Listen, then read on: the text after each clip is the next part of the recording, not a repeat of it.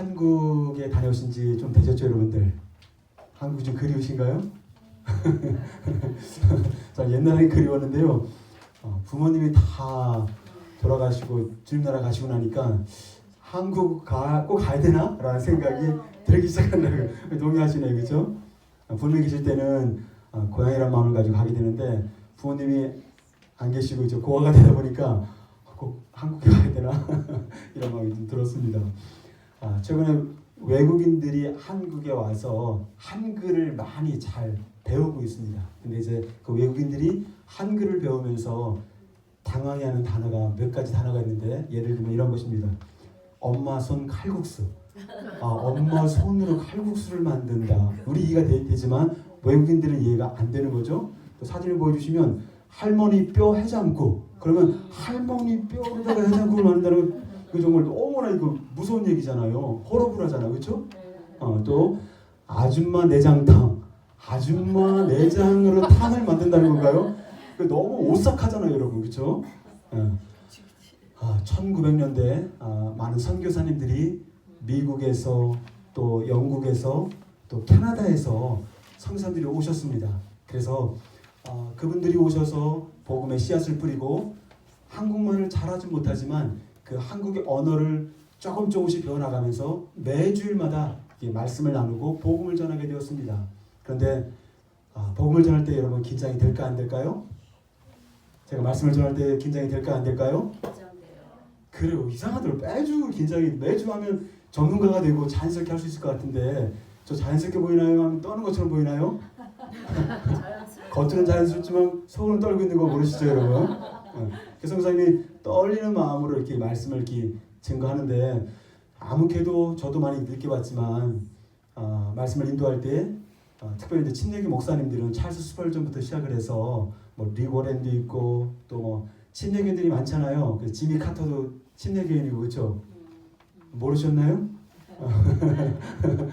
그래서 이제 처음 시작할 때 유머를 한 번씩 하고 한번 소탕하게 이렇게 화통하게 이렇게 웃으면 이렇게 느껴집니다. 내가 너에 대해서 마음을 열었다. 이게 딱 마음의 창이 열리는지 안 열리는지 다 느껴져요. 어떤 분들 딱 이렇게 했을 때 나는 마음을 닫고 있어 라고 하면 이게 탁탁 튕겨나와요. 여러분, 우리는 영적인 존재이기 때문에 다 말은 안 해도 다 느끼고 다 아는 것입니다. 그렇죠, 여러분? 할렐루야. 그래서 이제 마음을 열기 위해서 유머를 이렇게 했는데 교회 멤버인 한국 성도님들이 한 50명 정도 앉아 있다면 한 사람도 안 웃는 거예요. 그래서 뭔가 문제가 있나 다시 또 이제 또 유머를 했더니 두 번째도 안 웃고 세 번째도 안 웃으니까 이 선교사님이 당황스러워했습니다. 그리고 빨리 예배를 마치고 나서 자기가 잘 아는 지사님을 딱 찾아가고 물었습니다. 지사님, 오늘 제가 유머를 할 때 뭐 왜 이렇게 웃지 않으셨나요? 뭐 특별한 게 있었나요? 뭐 혹시 제가 한국말 발음이 좀 이상했었나요? 라고 물었더니 그 지사님이 이렇게 말씀하셨다고 합니다. 선교사님, 우리는 주일날 십자가에 매달리신 예수님을 항상 생각하기 때문에 절대로 주일날은 교회에서 웃지 않습니다. 라고 얘기를 했다는 거예요. 그 이야기를 듣자마자 우리 선교사님께서는 어떻게 했냐면 지사님, 십자가에 매달리신 그 예수님이 부활하셨습니다. 할렐루야.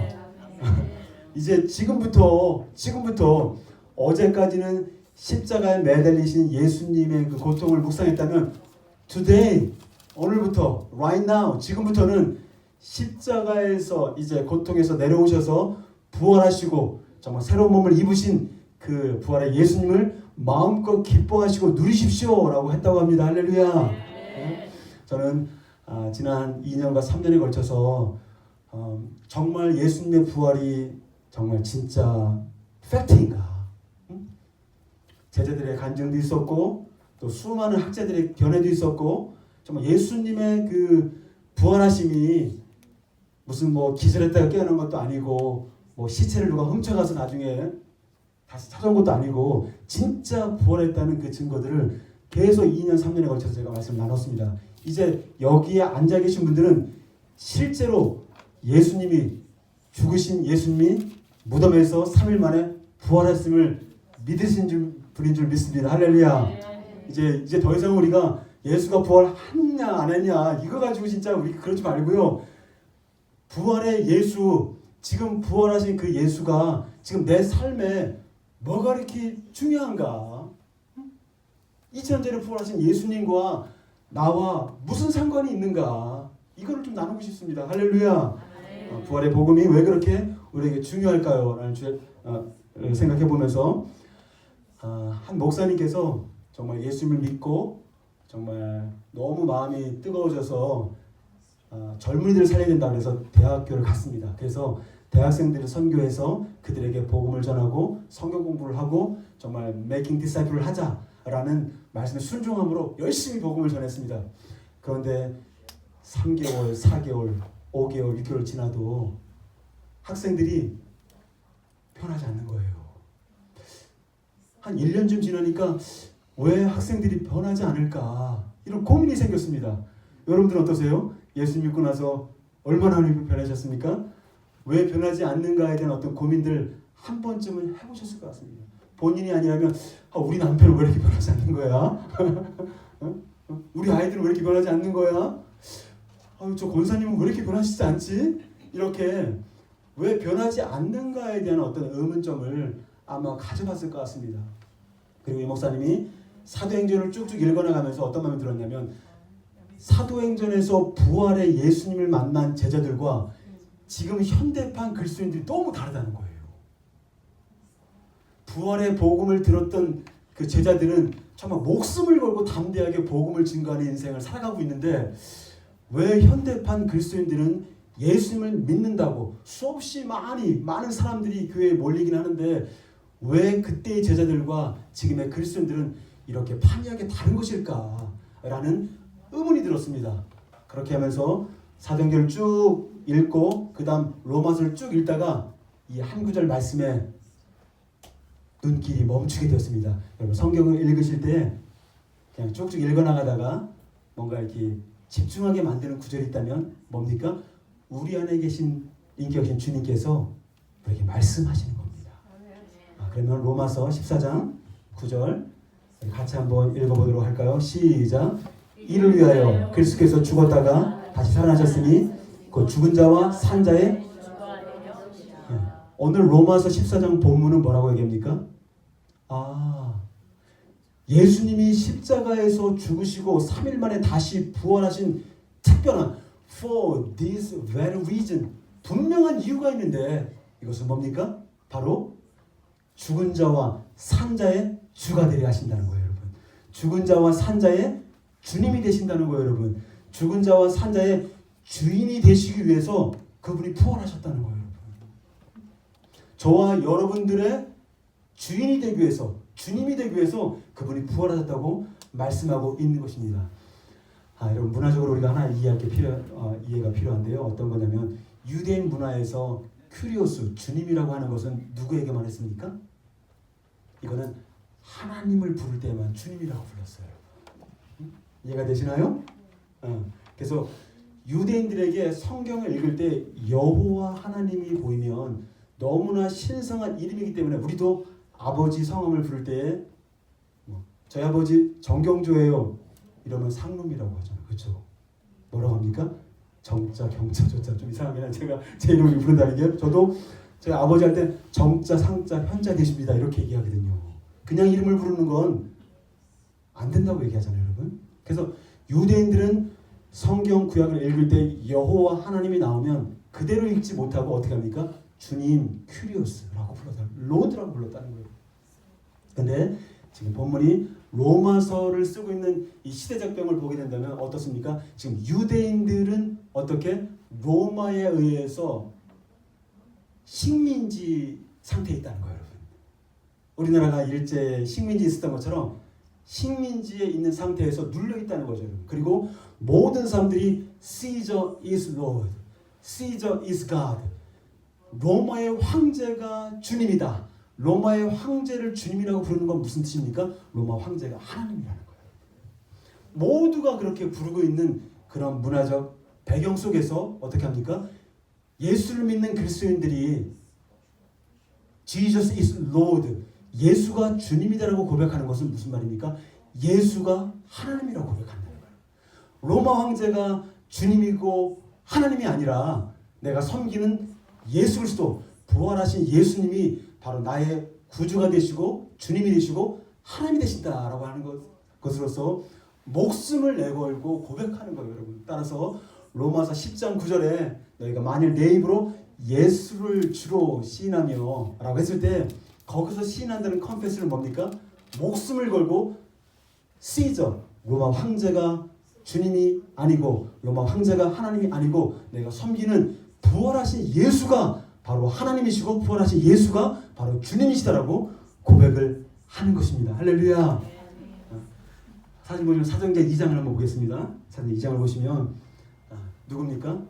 베드로가 성령 충만한 가운데 말씀을 전하니까 어떤 일이 벌어집니까? 무려 3,000명이 변화가 되고 또 회개를 하고 주님께 돌아오는 역사가 있잖아요, 여러분. 그때 베드로가 그들을 향해서 어떻게 무슨 메시지를 전했습니까? 사도행전에 나타난 제자들과 사도들의 메시지는 딱 한 가지예요, 여러분. 뭡니까? 부활하신 예수님을 전했다는 거예요. 같이 한번 26절 36절 읽겠습니다. 시작. 그런즉 이스라엘 온 집은 확실히 알지니 십자가에 못 박은 이 예수를 주와 그리스도가 되게 하셨느니라. 부활하신 그 예수님이 여러분과 나의 주인이 되시고 주님이 되시고 그리스도가 되셨다라고 선포하고 있다는 거예요, 여러분. 그 다음 봅시다. 사도행 16장에 뭐가 나옵니까? 바울과 실라가 복음을 전하다가 감옥에 갇힙니다. 그렇게 좋은 일을 하는데 감옥에 갇히는 거예요, 여러분.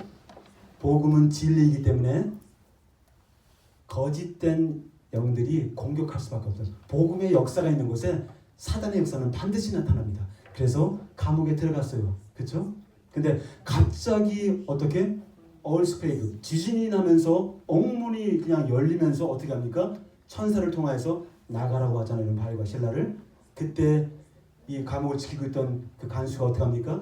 자기가 실수해서 자기가 제대로 간수하지 못해서 이 제수들이 나갔구나라고 생각하고 자신의 몸을 자결하려고 합니다.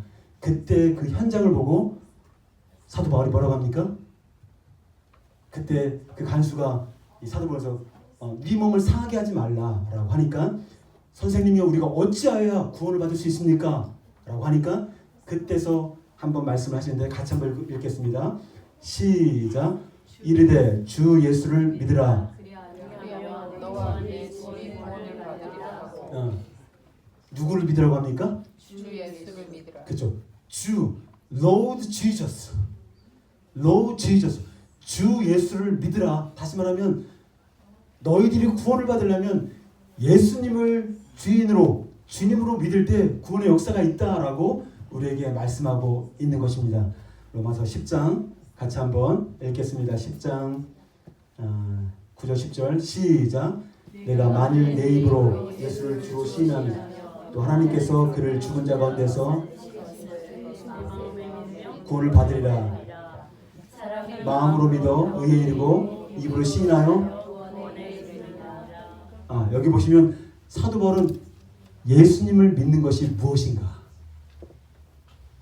예수님을 믿는 것이 무엇인지를 분명히 말씀해 주고 있는데요. 저와 여러분들의 죄를 위해 죽으시고 부활하신 예수님이 나의 주인 되심을, 나의 주님 되심을 믿는 것이라고 말씀하고 있습니다.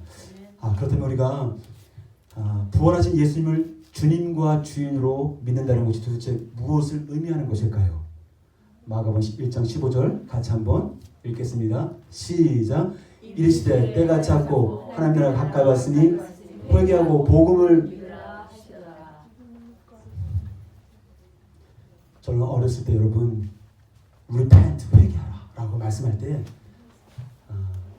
집사님들과 권사님들이 교회에서 막 엉엉 우시면서 이렇게 기도하는 걸 많이 봤습니다. 그래서 저는 회개하라 하면은 눈물 콧물 흘리면서 이렇게 해야 진짜 회개구나라는 생각이 들었습니다. 근데 주님이 오늘 생명을 얻는 회개를 말씀하실 때 무엇을 회개하라고 말씀하시고 있나요? 같이 한번 요한복음 16장 9절 같이 한번 읽겠습니다. 죄에 대하여 함은 그들이 나를 믿지 아니하며. 어떤 죄냐? 예수님을 믿지 않는 죄를 회개하라고 말씀하고 있다는 거예요. 십자가에서 죽으시고 3일 만에 부활하신 그 부활의 예수님이 여러분들의 주님이 되고 주인 된다는 사실을 믿지 않는 그 죄를 회개하라고 우리에게 말씀하고 있다는 것입니다. 따라서 여러분 회개가 무엇입니까? Return to the Lord. Repent가 뭡니까? 메타노이니아라고 해서 다시 주님께 돌아가는 거잖아요. 내가 주인 되는 자리에서 사망의 길로 가다가 다시 유턴해서 생명이신 예수님께 돌아가는 것. 다시 말하면 내가 주인 되어 살아갔던 그 인생에서 돌아서서 어떻게? 생명이신 예수님을 주인으로 바꾸는 것. 그것이 바로 회개라고 오늘 우리에게 말씀하고 있습니다. 어떤 분들은 이런 이야기를 합니다. 창세기 3장을 보시면 아담과 하와 이야기가 나오죠. 사진을 좀 보여주시고. 그러면 어떤 생각을 하냐면 도대체 에덴 동산에 있는 모든 과일들이 다 하나님의 것인데 그거 사과 하나 따먹었다고 그것 때문에 내쫓고 또 그렇죠 여러분? 그렇게 하는 것이 또 그 밑에 모든 후손들이 죄인 취급을 받는 것이 도대체 맞는 말인가라는 오해를 하는 경우가 많이 있습니다. 그러나 여러분 하나님은 에덴 동산에서 아담과 하와에게 모든 열매를 먹을 수 있는 자유를 주셨습니다. 그렇죠 여러분? 그게 바로 무슨 의미일까요? 네가 모든 과일을 다 따먹을 수 있고 즐길 수 있고 먹을 수 있다. 그런데 네가 동산 중앙에 있는 선악과를 볼 때마다 하나님인 내가 너의 주인임을 기억해라. 나는 너를 지은 창조주고 너는 피조물임을 기억해라. 모든 자유를 다 주셨잖아요 여러분. 그렇죠? 그런데 너와 나의 창조주와 피조물의 사이에서 그 표를 줄 수 있는 유일한 것이 있다면 선악과를 먹지 못하게 하는 것이었거든요. 너는 창조주가 아니다.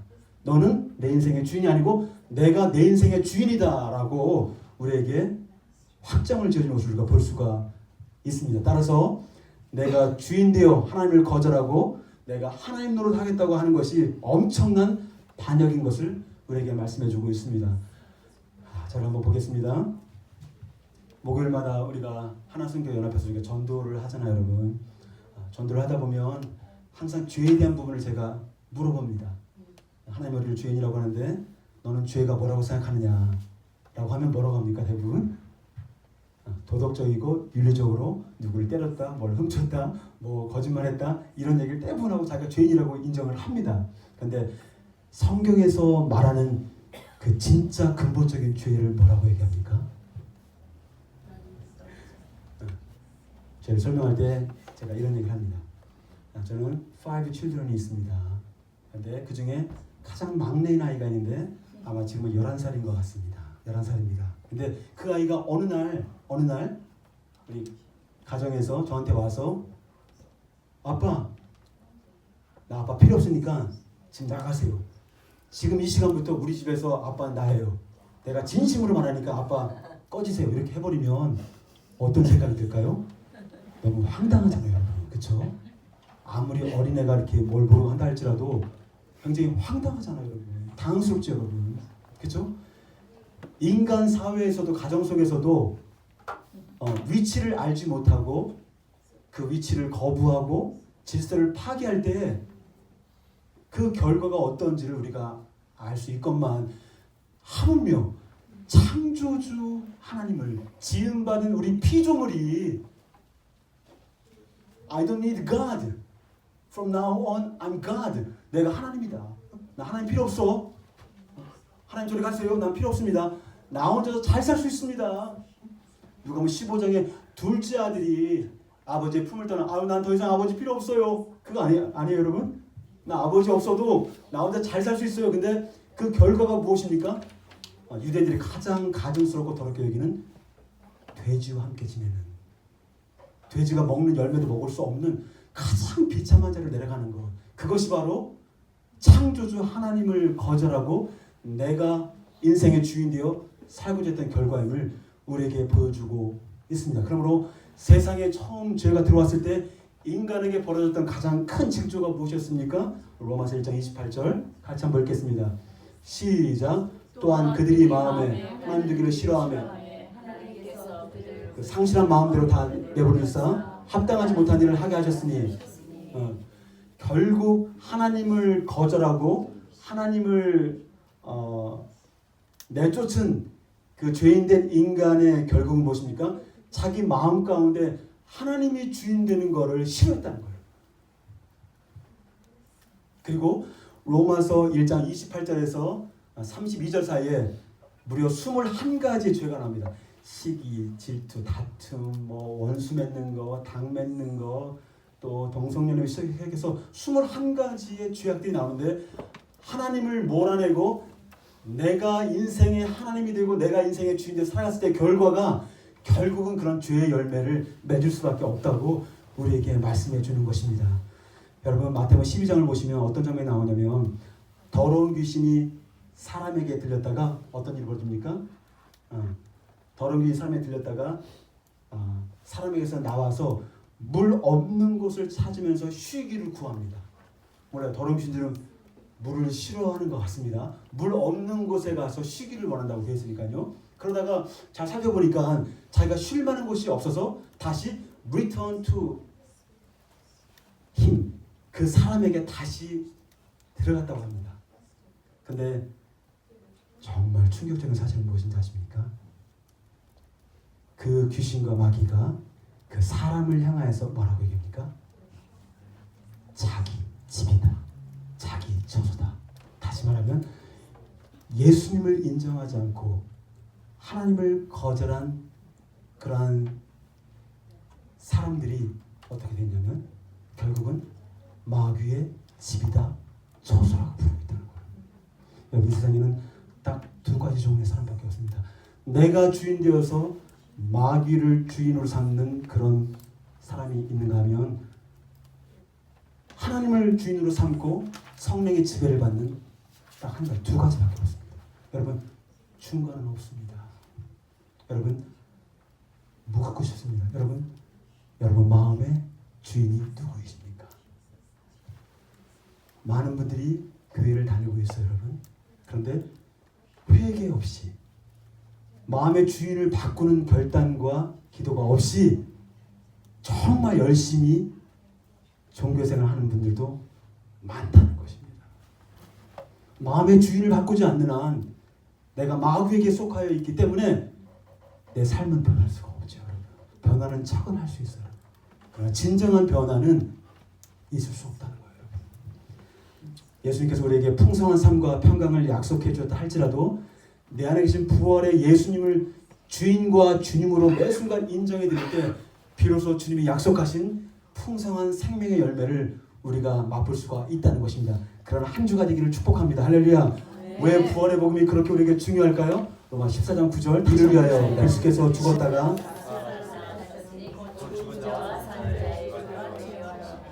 왜 우리가 이스터데이에 이렇게 즐거워하고 기뻐해야 될까요, 여러분? 예수가 마귀가 아니라 예수가 나의 주인 되고 나의 주님이 되시기 때문에 우리가 기뻐할 수 있는 것입니다. 우리 일반적으로 예수님이 우리 인생의 주인 된다고 하면 어떤 마음이 드냐면 이런 생각이 듭니다. 뭔가 손해볼 것 같아.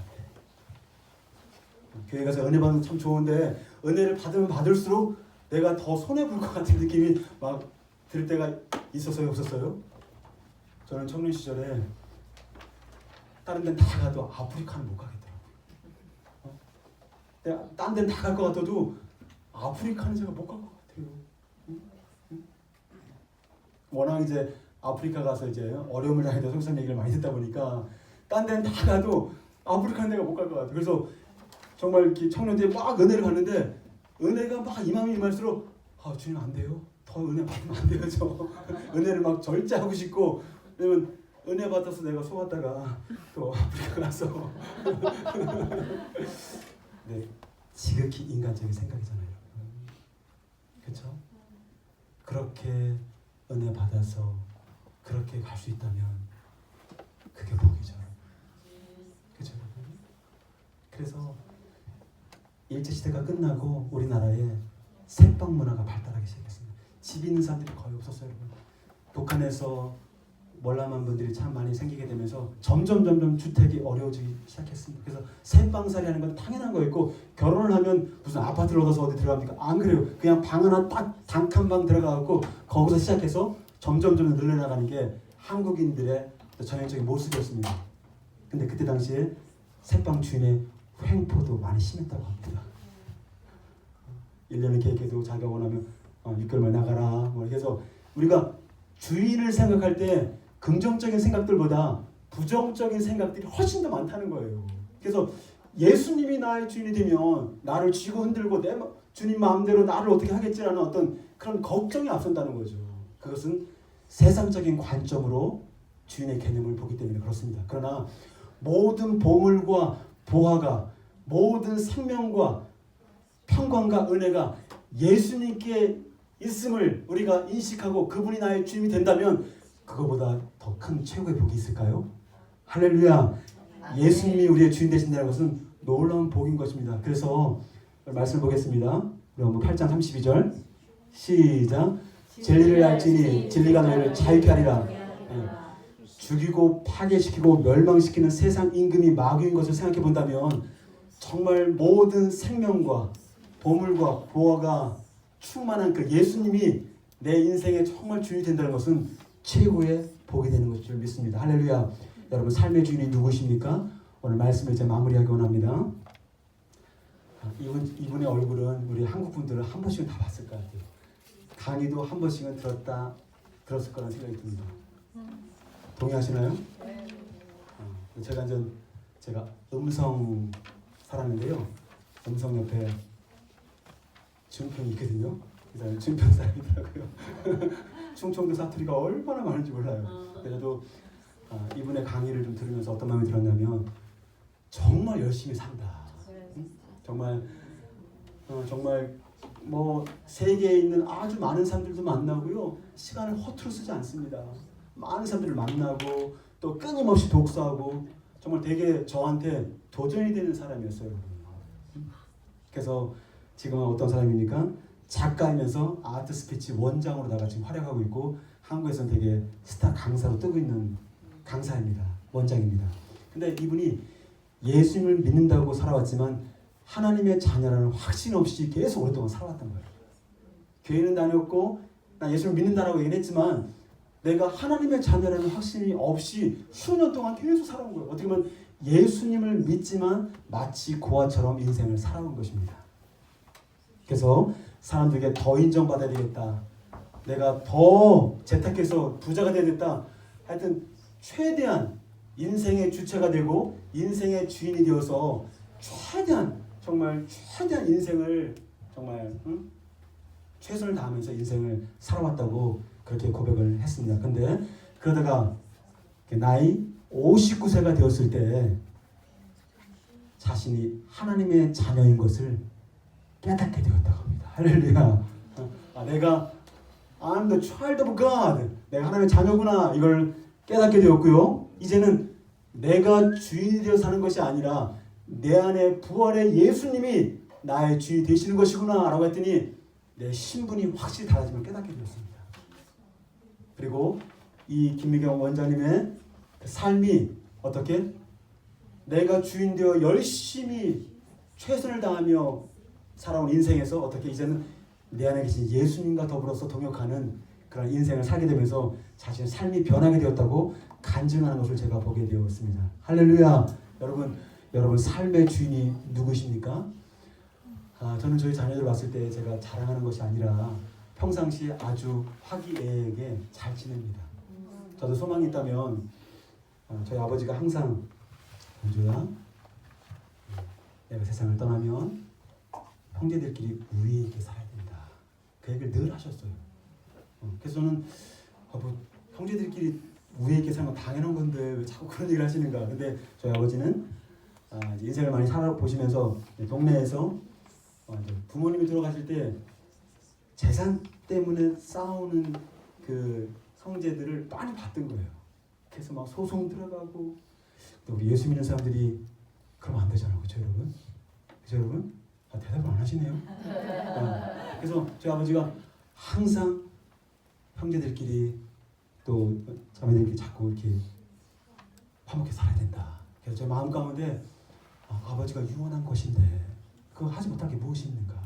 물론 형제자매들 간에 갈등이 아예 없는 건 아닙니다. 저희들도요. 그렇죠? 저희들도 사남 일녀였지만 원래는 오남일녀였는데 두 사람이 세상을 먼저 떠났죠. 그리고 이제 있는데 물론 갈등이 있어요. 형제자매들 안에. 그러나 그때마다 아버지가 유언하신 너희들 잘 우리 이렇게 살아야 된다. 그 마음을 새기면서 가급적이면 양보하고 가급적이면 큰 소리 내지 말고 가급적 저도 막내니까 큰 소리 낼 수 없지만 그 말씀을 순종해 드리려고 노력합니다. 저희 아들도 잘 지내요. 그런데 어느 날 갑자기 큰 소리가 들리기 시작했습니다. 뭐 때문인지 몰라 가서 보니까 막 둘이서 막 그냥 서로를 비난하면서 막 그냥 싸우고 있는 거예요. 그런데 참 신기합니다. 그러면 그냥 그런가 보다 할 수 있는데 이상하게 길거리 다니는 어떤 누가 싸우면 그렇게 화가 안 나는데 우리들 자녀가 이렇게 막 싸우고 있으면 속에서 막 이렇게 화가 나는 거예요. 응? 저만 그런가요? 그래서 막 그냥 제가 이제 아빠니까 막 통제하고 막 그러고 싶으면 욕망이 막 들었어요, 여러분. 이것들을 그냥 가만 안 둔다는 마음을 이게 드는데 그때 부활의 예수를 계속 제가 묵상하고 있었거든요. 내 삶에 예수님이 주인 되시다는 것이 무엇인가? 예수님이 나의 주인 되는 게 무슨 뜻인가? 계속 묵상하고 있을 때 그때 주님이 고백하기 시작했어요. 주님, 내 삶의 주인은 부활의 예수님이십니다. 지금 제 마음 가운데 아이들 때문에 너무너무 화가 나요. 진짜 막 때려주고 싶어요. 어떻게 해야 될까요? 그러면서 제가 선포하기를 지금 내 마음에 일어나는 화는 내 주인이 아니다. 내 마음에 일어나는 분노는 내 주인이 아니다 라고 이렇게 선포했을 때 참 신기하게도 마음에 있는 분노가 사그라들게 되었고 그리고 그 아이들을 느긋한 마음으로 보게 되었고 그랬네 하면서 잘 중재해서 이렇게 서로가 비난하지 싸우지 않도록 이렇게 중재했던 기억이 납니다. 할렐루야. 여러분 삶의 주님 누구십니까? 우리가 예수님을 믿지만 삶의 변화가 생기지 않는 분명한 이유가 있다면 그것은 부활의 예수님을 내 삶의 주인으로 인정해드리지 않기 때문에 그렇다는 거예요. 여러분. 우리가 예수님을 믿고 예수님 믿는 횟수가 더 깊어지고 더 많아지면 더 부드럽고 더 고집이 꺾이고 더 온유한 삶이 돼야 되는데 어느 순간 교회 안에 정말 소위 제가 말하는 게 아니라 어떤 목사님 말씀하시는데 괴물과 같은 크리스찬들이 너무 많다는 거예요. 연수가 많을수록 더 괴팍스럽고 연수가 많을수록 더 고집이 세고 왜 그럴까요? 예수님을 주인으로 인정하지 않고 있다는 거예요. 따라서 매일 부활의 예수님께서 내 삶의 주님을 인정하고 순종한다면 삶은 반드시 변화될 수밖에 없다. 만약 내 삶이 내가 변화가 되지 않고 있다면 나는 매일매일 예수님을 내 인생의 주인으로 인정하지 않고 있다는 걸 우리가 반증해주고 있는 것이 아니겠습니까, 여러분? 저는 이제 부활주의를 맞이해서 여러분 한 사람 한 사람이 삶 가운데 변화가 있는 삶을 살기를 소망합니다. 할렐루야.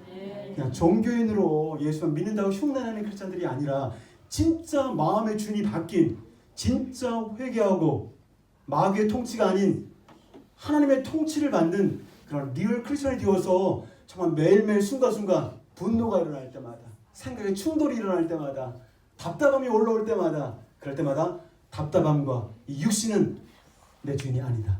부활의 예수님만이 내 주인이다라는 고백의 길을 주님으로 축복합니다. 할렐루야. 따라서 예수님의 부활 사건은 예수님이 내 삶의 주인이심을 확실히 증명하는 중대한 사건인 것입니다. 따라서 예수님의 부활 사건은 모든 사람이 믿을 만한 가장 확실한 증거가 되는 것입니다. 같이 한번 말씀을 읽겠습니다. 17절 31절 시작. 그를 죽은 자 가운데서 모든 사람에게 믿을 만한 증거를 주셨습니다. 그럼 전능자 하나님이 왔다 가셨는데 아무런 증거를 주지 않았겠습니까? 빈 무덤이라는 예수가 정말 부활하셨다는 그리고 그렇게 겁에 질려 다 도망갔던 제자들이 어떻게 다른 건 다 아니라 할지라도 그렇게 두려움에 도망갔던 제자들이 어떻게 한 명도 빠짐없이 11명의 제자들이 두려워 떠났던 그 예수를 향해서 어떻게 순교를 당할 수 있습니까? 저는 그렇게 못할 것 같아요.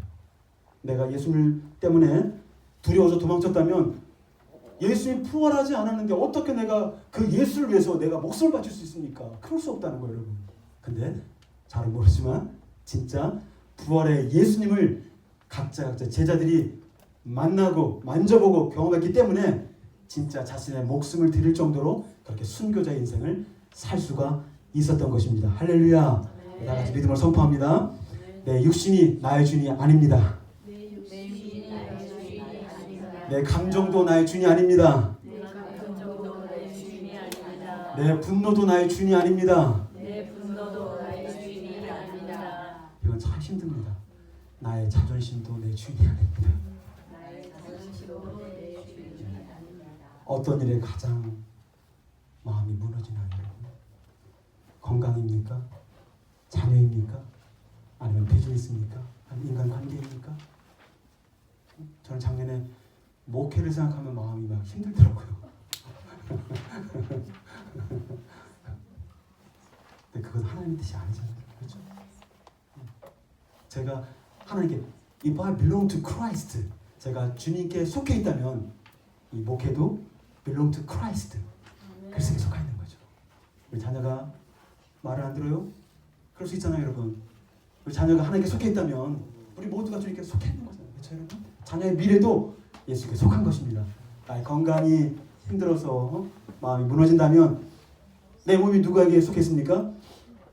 우리 중에 누구든지 자기를 위해 사는 자도 없고 자기를 죽은 자도 없나니, 우리가 사나 죽으나 우리가 살아도 주를 위해 살고 죽어도 주를 위해 죽나니 우리가 사나 죽으나 우리가 하나님 것이로다. 할렐루야. 이를 위하여 그리스도께서 죽으셨다가 다시 살아나셨으니 이는 곧 산자와 죽은 자의 주인이 되려 하심이라. 할렐루야.